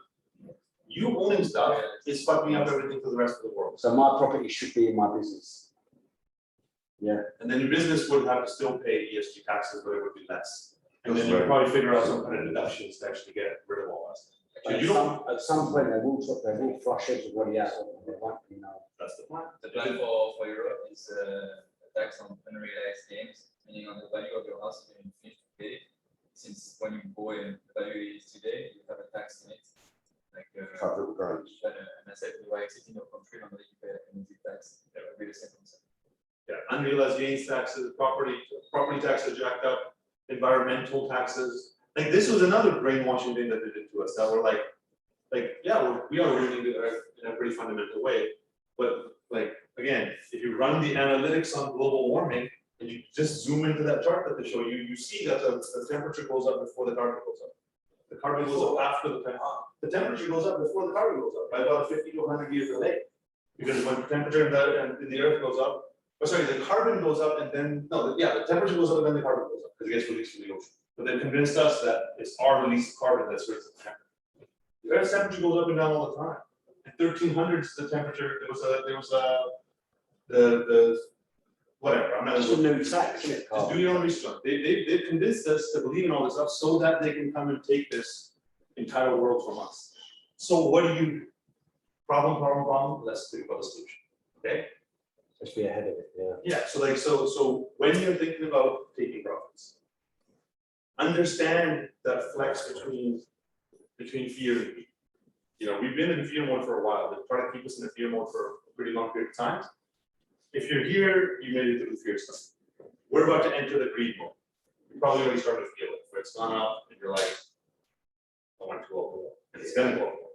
But start to understand how greedy you are. You may not think you're greedy, but we're all greedy. Like, figure out at what level of kind of greed you're going to actually lock in the profits. Just take your initial investment, like you said, right? Like, so here's my strategy.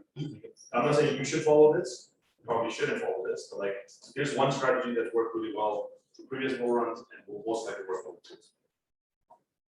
I invest. When I 5x my money, and I invest early, so that these numbers will be different for you. When I 5x my money, I de-risk myself. I take out all the money that I invest. And by I take it out and I turn it into multiple revenue streams. I put it into the real world, not in banks, not in places, but places where it's making me money, into businesses, into government tenders. So we do this. If you're interested in listening about any of this stuff, come meet me, I'll explain to you all the stuff. But you take your initial investment out and you turn it into 30 different revenue streams, which don't have businesses, which don't have offices, which are COVID proof, which have only grown during the shipment. Okay. Now I can't lose any money in the markets at all. I got 4x what I initially invested in the market. Plus I'm adding more constantly because I got revenue coming in from those revenues. Now I'm gonna have targets set. So like the amount that I have set, as soon as it doubles, I'm gonna take 50%. I don't put it to staples. As soon as I see a dip, those staples are going back in. When it doubles, I take out 50%. Dip, put it back in. Now, this is going to work to a point, and then we're going to get to a point where like the market just goes. MSNBC says buy crypto, BBC says buy crypto. All of them start saying buy crypto, right? My grandma calls me and goes, "I've been thinking of buying crypto." That's a signal to me like, I gotta get the fuck out of this market. Grandma, do not. You're dead. You shouldn't be buying crypto. At that point, I'm not hitting targets. I'm not waiting for things. I'm just like a robot taking out a certain percentage every week.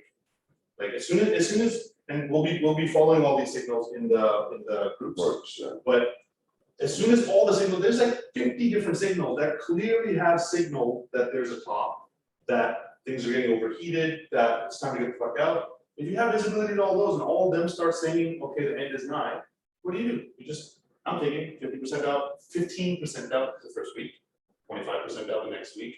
Third week, I'm taking 15% out every day. Because at that point, the market's like this, you know? I'm here, I take out 25%, it doubles. You know, another 25%, it doubles, or whatever. It's growing at a bigger rate, I can figure out. Fourth week, I'm taking out like 30% every day. Just blindly, I don't care. And if the market keeps shooting past that, I just keep taking out percentages all the way up. And it's always a smaller and smaller amount that's left in the market. Eventually, if my plan goes on how I planned it, I should have about 15, maybe 10% left in the market for the end, for the actual peak. And then I just set stop losses wherever the previous highest low was. Whenever the market comes back to that.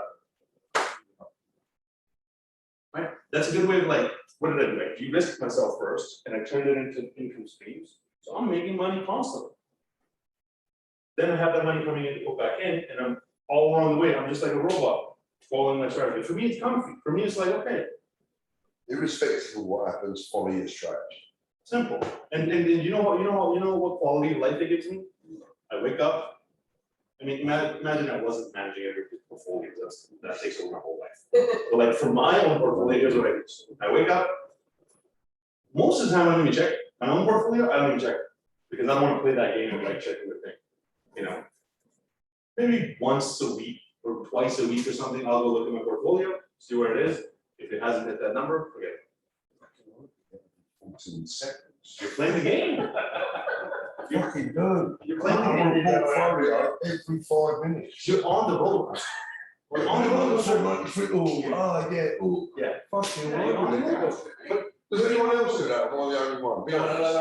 I mean, with you. I don't look it up. I mean, I'm you mentioned that constantly over open. the last. Yeah. It's just from doing that. Everyone else do that or not? It's traditional. That's the thing.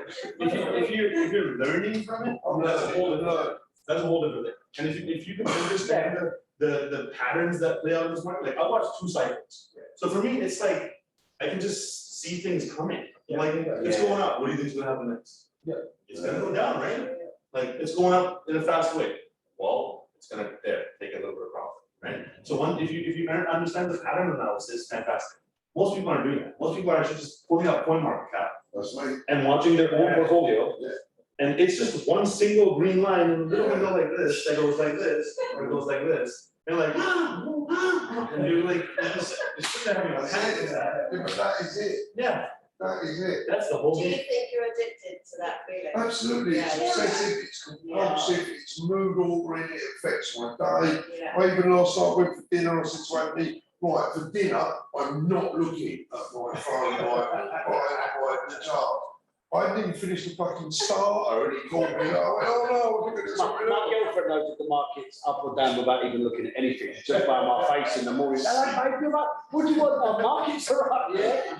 As opposed to when she talks and we just get ignored. So it's a skill to practice doing something different. That's the beauty of this group, I suppose, about I'm learning and educating myself and starting to hopefully know how to play the game. And this is where like it's different for me than it is for you. You know, I've been here for so long that like 30% dips make me excited, 50% dips like give me the tickles, and like 80% dips are like I'm waiting for them.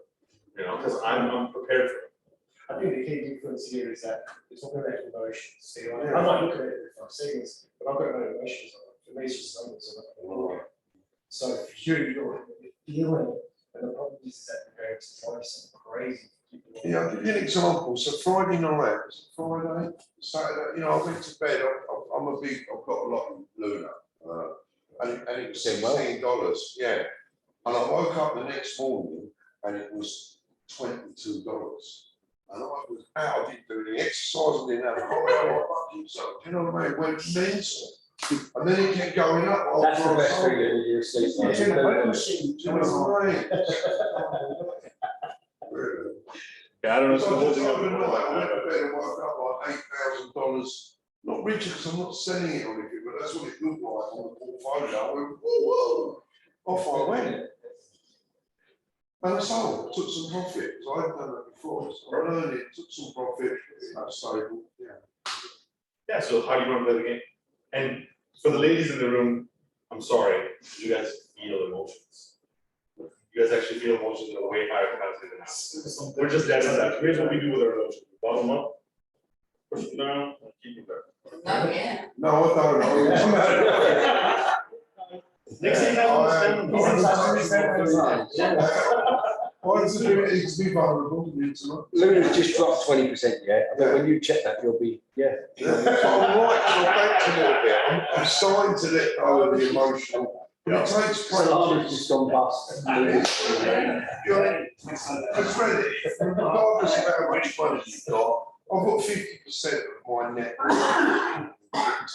And I put an initial investment in, and I'll probably 3 or 4 it, but to take the, I'm not a robot, to take the emotion out of it, I find it really difficult, do you know what I mean? So that's Through this. That's the most important thing to practice. practice. Myself, the psychology of. Should have done that right up at the beginning, my bad. My greed, my wanting more. I told you Ethereum at $1,000. Anyway, I wanna learn from you guys, because I. So, good news. This game hasn't even started yet. This game hasn't even started yet. Like, if you're here for anything longer than like a couple of years, we are just going through the pre-dot-com bubble growth. And you're like, I gotta take profits and do all this stuff. Like, don't worry, if you fuck it up, we got 10 years for you to do it. Just don't lose all your money. Rule number 1, just don't lose your money. Don't fall, like literally, like just, it's okay if you don't make all the money. You'll have the rest of your life to make it. You'll probably have about 8 It's years. possible to lose your money if you're getting thrown away, like, Yeah. constantly, Yeah. FOMO is one of there's 2 ways you lose your money, right? yeah. One is you FOMO it on the way up and you sell it when it goes down. So, number 2 is somebody comes to your wallet and steals it. Like, there's no other way to lose money in the market. I mean, sure, you could like future trade and all this stuff. But like, if you don't do anything, and you're buying shit coins, sure, you might end up losing your money, you would have to sell it. The point is, if you FOMO your way in, and then you set the whole point is to get you to buy on the way up, to get you to sell when it's low. That's it. You don't do that, you're good. Do you have any I've done that 3 understanding of times. the 3 grenades? Because in my opinion, Speak up. we should see a cycle like this before that should end between mid and late September. And then it can be one makes the start. So that's where I think it would be very wise. If I was them, here's how I would do it. I would throw one end of September, because you're expecting a bear market to happen then, and ship all that supply onto the markets. Then the institutions and the big players buy up all that stuff, drives the price back up. Then once prices are back up, and on the end of the year, I drop another grenade. And that's when a lot of other projections say it's supposed to end. So we think it's the end then. And then it comes back up again. And then I have another grenade to go at the end. Now, they could spread that out over different periods of time. But like, if you've just taken profits all along the way, it doesn't matter. Like, I have 50% profit sitting on the side. When it drops, I buy back in. When it comes back up, it takes 50% profits on the side. When it drops, I buy back in. I don't care how many grenades they want to go. I don't care if the bear market comes. So that pot, you're saying take 50% out and buy in the dip. So this pot here, the size is starting to get bigger. Your initial investment's back, then take 50% on the dip, so that's the game, isn't it? Yeah, I would have made 50% more money if I just left in the markets. I would have made double the money. Or I could have lost all of it. Yeah. So like my risk analysis says I'm very risky, but like I'm here to play the devil's game. Like, if you just understand how to figure out a way to double your money in a reliable way, you know what happens when you do that 10 times. You know, what was it, 100,000 turns into 50 million or something? Right, so that's how you gotta think about all of this, that like, I'm just here to not lose, I mean, I'm not saying you should always do this, but like, a smart way of doing it is figure out a way to reliably double your money once a year.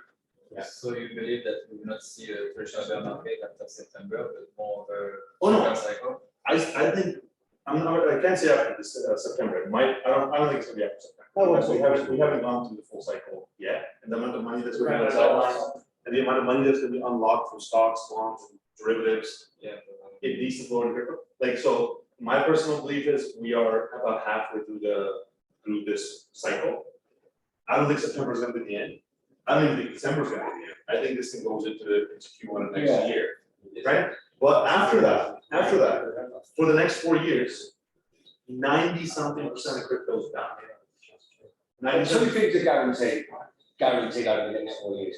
Bitcoin will surpass $100,000 and we will have plenty more massive hits. Yeah, So you just got to plan for that. But one of the is that we should see the analytics showing a top in September because it's been parallel.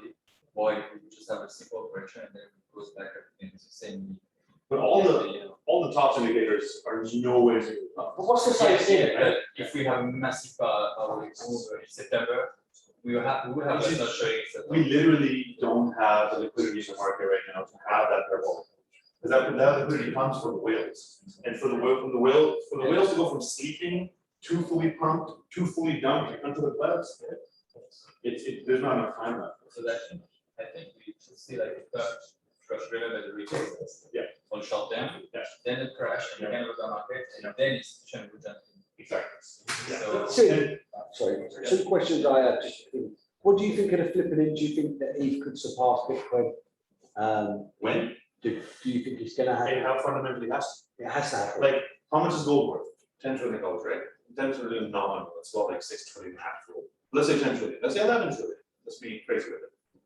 Okay, that's what gold's worth, that's the use case Bitcoin has. It does it a little bit better, so let's put it at maybe 20 trillion, the value that Bitcoin has to society. The Winklevoss has done a lovely YouTube video on that, if anyone wants to see it. And Gold being Bitcoin and then Ethereum being like a digital wallet.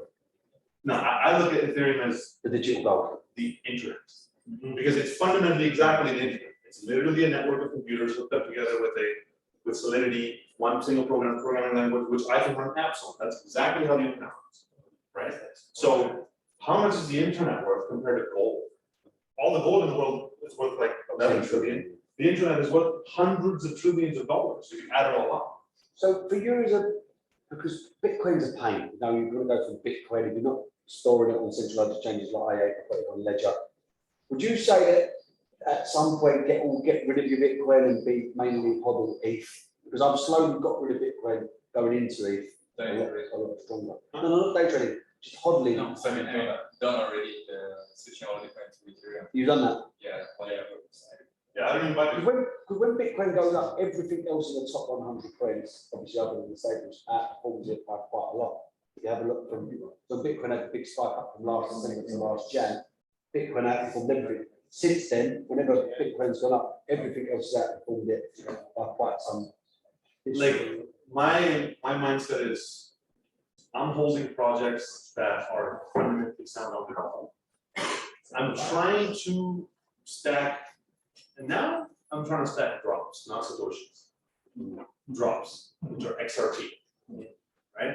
Because when everybody's looking over here, I want to be going for the thing that they're not looking at. So between Ethereum and Bitcoin, yeah, like I don't want any Bitcoin. I'm planning on buying Bitcoin, and I don't plan on multiplying my Bitcoin. I plan on multiplying my actual assets that are there. The way that I do it is. So do you not invest in Ethereum either? No, I wasn't Ethereum until I went all of XRP. When did you do that? When did you switch that up?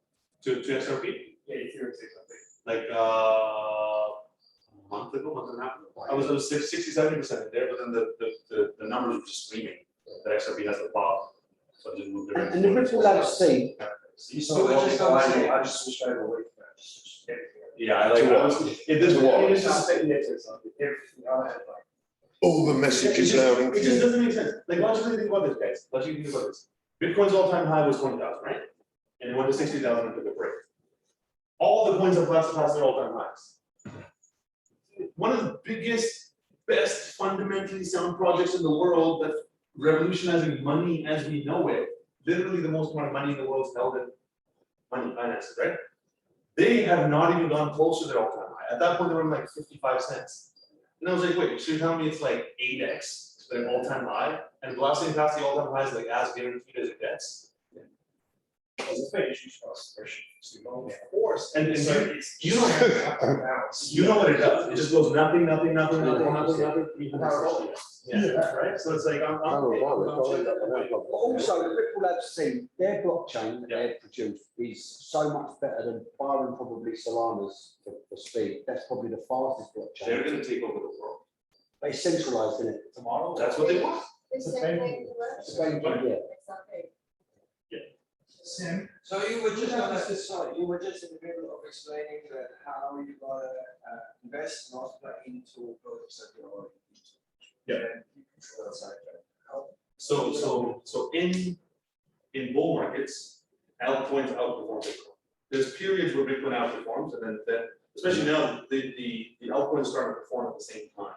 And some of them are completely decoupled. So in bull markets, altcoins outperform Bitcoin. They literally make me more Bitcoin if you're trying to stack up Bitcoin. Yeah. So go find fundamentally sound, great altcoin projects, sit in them, ride the wave up. As soon as you think shit's about to get crazy, be in staples. But like if the actual bear market comes and we're maybe on a downward trajectory and I want to be in the market at some point, I would then go into Bitcoin and Ethereum. But I like Ethereum. I don't want to be Ethereum.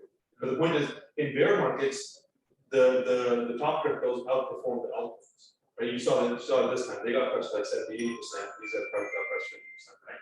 So if you can sit and transition back and forth, that would be a good way. But the best way to do it is like one of the ways that I log in profits is I just go, I take, I write the altcoins up, and then I take it out and I put it into Patch G. Patch G, which is back quickles. Like I love gold. It's like I just move back into gold and I'm watching this gold for me. If gold's on an upward trajectory, sitting in there for like 2 to 3 months while I'm waiting for stuff to happen. But it's backed by actual tokenized forms of gold. And I'm like, I hate fiat to a point where I'm like,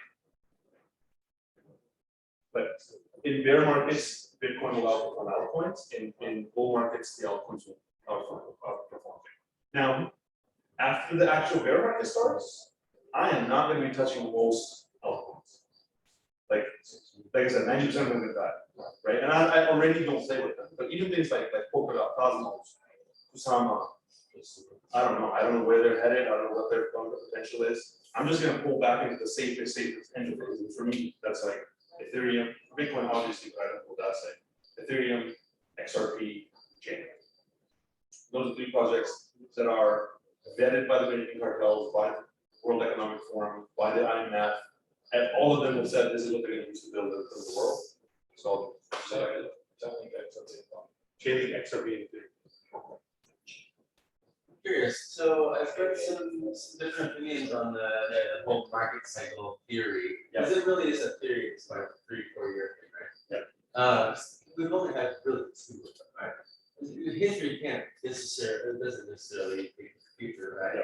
So everybody that I've, most people that I've talked to really kind of believe in this theory of 3-4 years.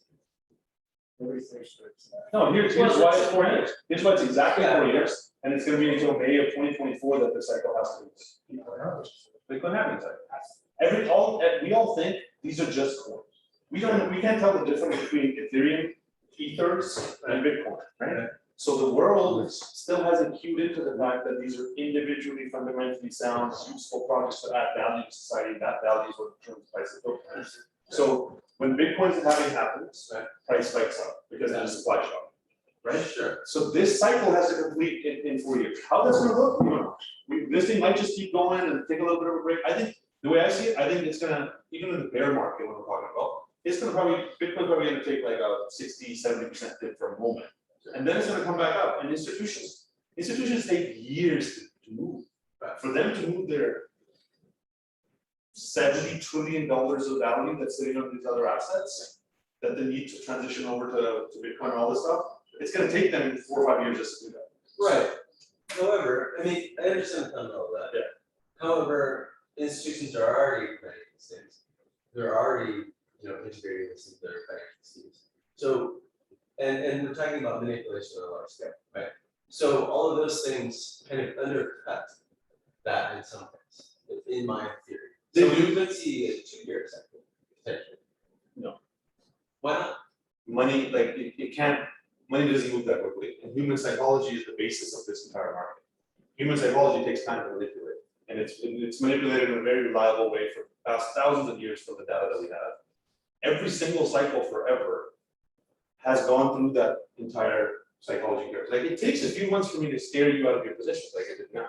A lot of people got scared at the end, especially when that last little bit happened, So to say that this whole process is going to happen within 2 years just doesn't make sense. And then what the data is actually saying, objectively, when you look at the data, like, okay, what are these networks? So these are crypto computers hooked up, and the value comes from the number of users on the net, right? When you look at Metcalfe's law, those things follow an exponential curve, right? They shoot up exponentially at the lower part, they level off, and then later on they have diminishing returns.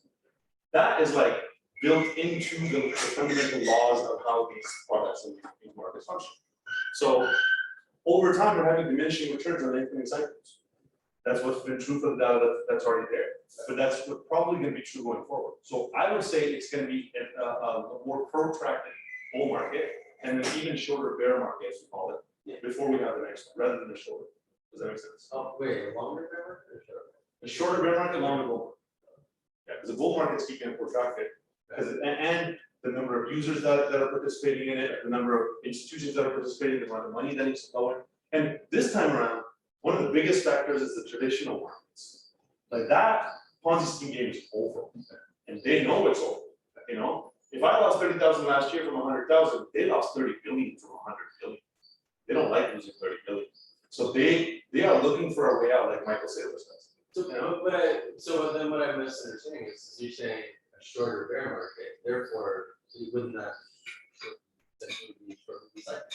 No, a longer bear market, a longer bull market, a shorter bear market, still 4 years. Okay, yeah. Longer time up, but what the previous dip has shown to me, like my pattern analysis is like, if that's a dip, if the 50, 60, some of them getting crushed, 80 is a dip. Sure.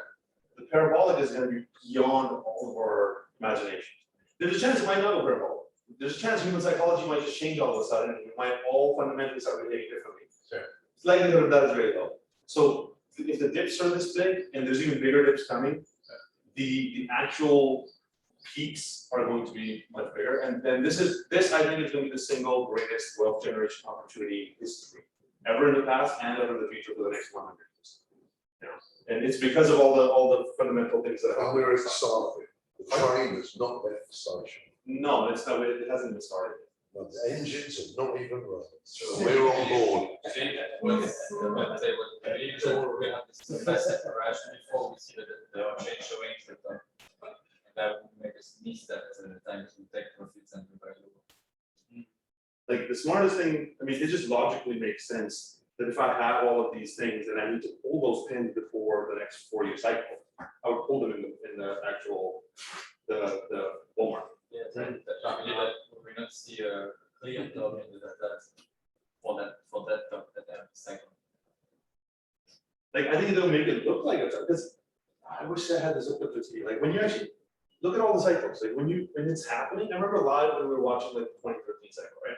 We went from like double-digit dollars to like hundreds of dollars, and then it crashed back down to double-digit dollars. And we're like, that's it. That's a bull market, you know. And that was the first one that happened. We're like, that's crazy. You went from double-digit dollars to hundreds of dollars. People, we've never seen this in any asset class. Went back down. Everybody forgot about it. The next thing it did is it went from like $100 to $1,200, just straight, you know. And the same thing I think they're going to implement this time, because the previous cycle we were seeing like a nice dive. It kind of take a dip and then keep going higher and take a dip and then it clean went up to a parabolic stage, right? Everybody's watching that and thinking that's what's going to happen. But it's looking more like the other cycle. And then this one's not going to be like Engineer because there's different factors in it. But it's looking more like, you know, when you're watching it and zoomed in, like look this time, you see this rise from 3,000 to 60,000, and then you see it stabilize a bit, and then you see it crash, and you're like, well, that looks like a bear market. It's starting to be a bear market, but that's not how bear markets are produced. Here's when it's going to be a bear market: when every single person in this room doesn't think it's a bear market. Once they've convinced everyone in this room that it's not a bear market, that's when it'll start. Because the bear market starts from our psychology. They're not gonna, they won't be able to dump it on us until we're convinced that this thing is gonna keep going. If we think it's gonna be the end, it's not the end. To take the profits. Yeah, take your profits, log them on the side, wait for these things to happen, and you'll be the person who's happy when it goes down. Sam, is your core investment strategy in the crypto sphere that you are analyzing fundamentals and then you're using the TA to determine entry points and exit points? Or is your core strategy just based on the TA? I don't base my strategy on TA. I'm a fundamental investor. It's long-term fundamental investing. TA is one of the last things that I do, right? It's value investing. It's not trading, it's not entry and exit points. It's literally getting people in, because like, the way I see it, I'm like, it doesn't matter, get in at 60, get in at 30, like, you know, the guy who got in at 20 last time was like, I'm an idiot for 4 years until he tripled his money, you know? Yeah, I don't recommend doing it once everything goes parabolic as it did back then, but right now, we are so far from the top, get in the train whenever you want, and then just sit there, right? So that's what I'm doing. And like my thing, my kind of core has been turning this whole complicated world into English and translating into a language that people can understand, right? And when people understand that and they have a good enough time, like I don't work with anybody who's thinking 3 to 6 months for their money. You know, if you don't think about on the year scale, we won't work together. They could also go with percentage, so that makes sense. Not have to worry about coupons and that. Exactly, yeah. Double cost averaging is just the best way of getting in and almost getting out. But now my kind of passion has been showing people where crypto fits into the bigger picture of things, right? Because it's too easy to be like watching the price action and then seeing all this stuff and being on a roller coaster. Well, behind you, you can just see a bunch of green flags that you're missing because people don't have that viewpoint. They don't know the macroeconomic situation. They don't understand finance, the financial world. They're not watching. I've been watching the world crash for the last 15 years, prepping for it. I literally came to Bali with a bug out bag because I was ready for this to happen. You know, so like giving people that viewpoint. And I know for a while they're like, yeah, this guy's nuts. He thinks like they're coming from nuts, they're doing all this stuff. But a couple of years down the road, they really appreciate that kind of viewpoint. Right, so that's been my kind of passion. But now the other thing that I'll kind of attach onto that is, you know, first of all, helping people understand the market and build a plan, a strategy. Then helping them not lose their money. Then helping them have a tax strategy so they're not paying ridiculous amounts of taxes in their country. And then turning it into revenue streams. Because this whole game is about revenue streams. You know, if you can turn money into more money through crypto, and you can turn it into more revenue streams, which turns into more money, which can then turn into more crypto and real estate and land, all this stuff, you won the game, right? So that's kind of the gamut of it. I mean, well, already my viewpoint has been quite big, and it's now sort of fanning out a little bit of how I'm seeing the world. Do you know what I mean? Of kind of what's happening. There's a bigger picture. Slowly, do you know what I mean? It's opening up, ouvre, visual. Now, any questions about profit? Anybody have any questions about how to take profits? Sim. Do you take profits today or do you wait for profit contributions? I'm sitting in XRP. XRP hasn't even moved yet. You know, it's just barely making the bull part. And I'm not planning on taking it. I've made my profits. And I'm not planning on taking any profits until XRP goes through its parabolic run. I have stables on the side waiting for that down.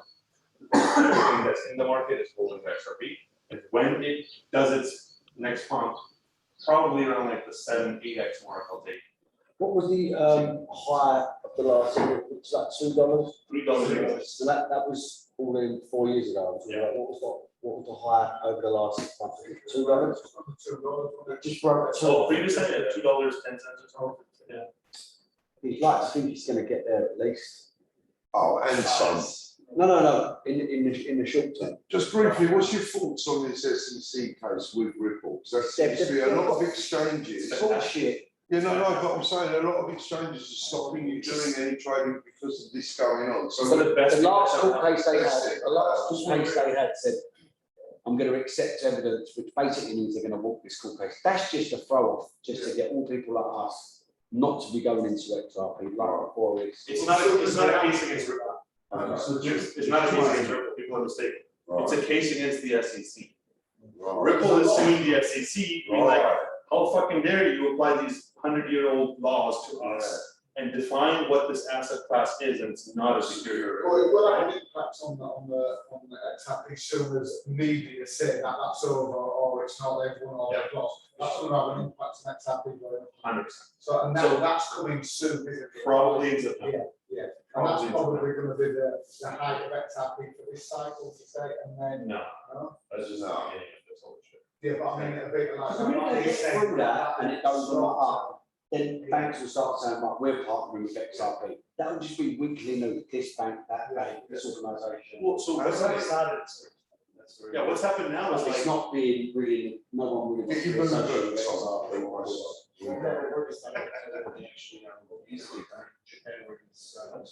Korea.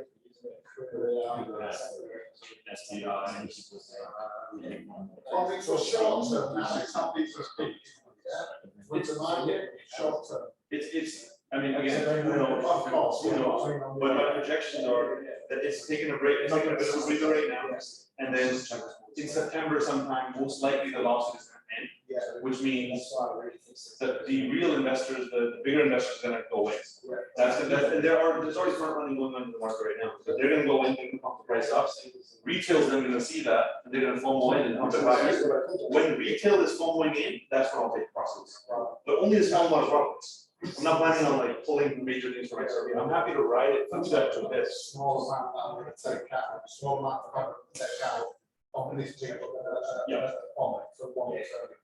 November of 2022, the ISO 20022 system goes live, and it's gonna be implemented until 2025, and then all the doors close. Yeah. Sometime before that, XRP will become obvious that XRP is the backbone that's running that entire liquidity structure. Yes. Sam, what about, there's a discussion point with the XRP community online Yeah. about that the Black Swan event could be not a market crash, but the actual US dollar crash. So, and the ongoing point is just that if that happens, because the US dollar is not backed by anything, then it's not gonna be the reserve currency anymore, and the new reserve currency could be a asset-backed token like XRP or something else. The plan is, again, this is coming from all the different sources that are pulled. They themselves are describing how the plan is to slowly transition away from the US dollar to the point where XRP and Circle and DM and all of them become kind of de facto reserve currencies. But in that plan, it takes a lot of time for that to do that, right? It just doesn't make, like, if you crash the US dollar, you crash the entire world's financial system. That's not what they want. That means their money disappears, which is right now not sitting in crypto. So logically speaking, why would they crush their own US dollar? The plan is to first inflate the US dollar to a point, which inflates all the other currencies and starts crushing them. So people move out of there to the US dollar and bonds. Then crush the stock market, crush the bond market, people move back into dollars, then start to really crush the dollars, so people are forced to move into things like commodities or crypto. And like that process is gonna take 20, 30 years for them to do it, yeah. Like the Black Swan events have to be very quick events, right? Those are gonna be more than likely, it's gonna be some kind of a cyber attack on potentially a cyber attack on like the stock market that would be used as an excuse to crash the stock market. Like Tether is 100% guaranteed. Like it's just, we're just waiting for when it happens. And the regulations are 100% guaranteed, and they're already being pushed upon us. And if you think you can hide your crypto, if you think you've taken profits, you can hide it from the tax man, and you can like play great with it, get ready for the ISO 20022 system. They're coming for every single penny that you have to show on the books. Become a corporation. Okay, because if you're an individual, you're going to get a central bank digital currency wallet that's controlled by the government of the country that you are a citizen of, not just that you are a resident of, and that they will control every part of your life. And if you don't take the vaccines like they're saying, and the chip in your arm like they don't want to take, want you to take, they will just take all the money from there. That's the plan system that's coming.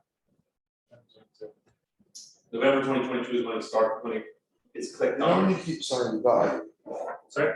They, Yeah. gonna put a chip in their arm, they're gonna take all your money. Yes. Why, yeah, just what I'm thinking, you know? Why do they fucking do that? Why do they do that? Because Just get their own money and they got alone. Because they own the world. And they don't care about us. They own the world. They, They own every single thing in the world that's allowed to exist. They own the Coca-Colas and the Pepsis and the Microsofts and the Facebooks and the airlines and the shoes and the everything. Like, when you look at the actual the ownership structure of the world, it's structured through very few companies, which are like BlackRock, Vanguard, one with the S, I always forget their name, they're a little bit smaller, they only run like a third of the world.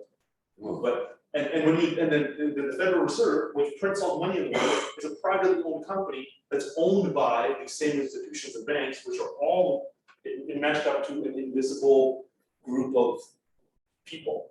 And you wanna meet them, or go to Davos? Yeah, Like Rothschilds, Rockefeller. Yeah, and they're old bloodlines, they own the entire world. So why can't they just live and let live? No, because Doing any harm, are we? You just gotta look up the build rate, we're just saying. Yes. We're just trying to find our way and have a comfortable lifestyle, are we not? no, And yet we want to be crushed by these people. Well, if you because think we- about what you're saying now, when you're in that greed, yeah, and you're wanting to do. I'm that's not how- greedy, man. No, mate. no, We all are, yeah, and that's what foundations are built on, that foundation for years. So I won't let people like us get ahead. You don't want to, you know, the problem is, we all wanna get ahead. Yeah. The problem is, we all wanna get ahead.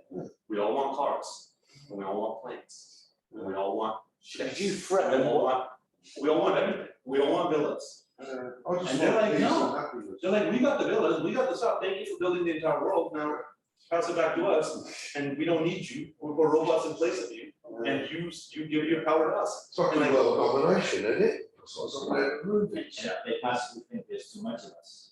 But we can't populate, to get to how we got to 8 billion people, it's taken all these hundreds of years. But to get from 8 billion to 30 billion, don't really take that long, and they can't. Well, just run the pattern, just run the TA on the human population. It was like this for millions of years. Yeah. And within the last 300 years, 400 years, it's gone like this.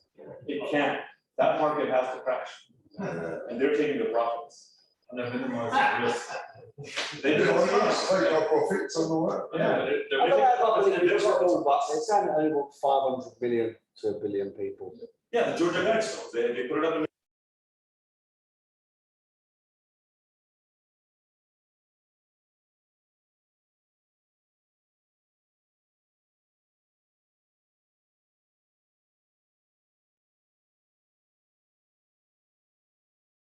Tim, can you hear me?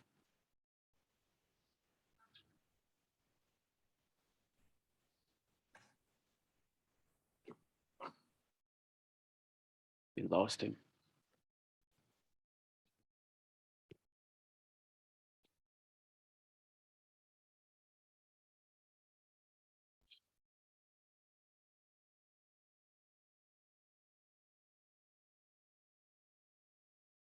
You guys, do you have any question that I have to get back to him, or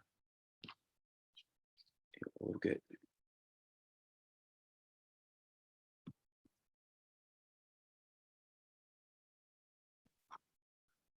Let me call him.